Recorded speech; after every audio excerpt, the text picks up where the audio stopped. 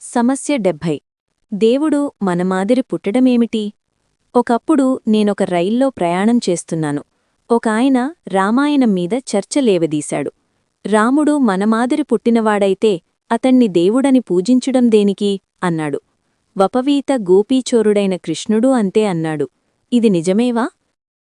అవజానంతి మాం మూఢాః మానుషీం తనుమాశ్రితం పరం భావమజానంతో మమ భూతమహేశ్వరం. అదే మానవ స్వభావం. వీలున్నంతవరకు ఇతరుల గొప్పతనాన్ని గుర్తించకపోవడం, వీల్లేకపోతే గొప్పవాళ్లను గురించి దుష్ప్రచారం చెయ్యడం. రాముడు, కృష్ణుడు కారణజన్ములు. వారు మానవుల్లో పుట్టిన మానవాతీతులనని పుట్టినప్పటినుంచి వారి మహిమల ద్వారా తెలియజేస్తూనే ఉన్నాడు. కాని వారు మానవులే కదా అని మనం వారిని అవమానిస్తూనే ఉన్నాం.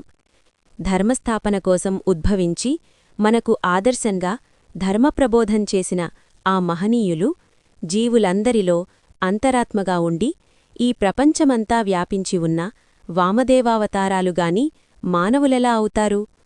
దానిని మనం మాయవల్ల గుర్తించలేం.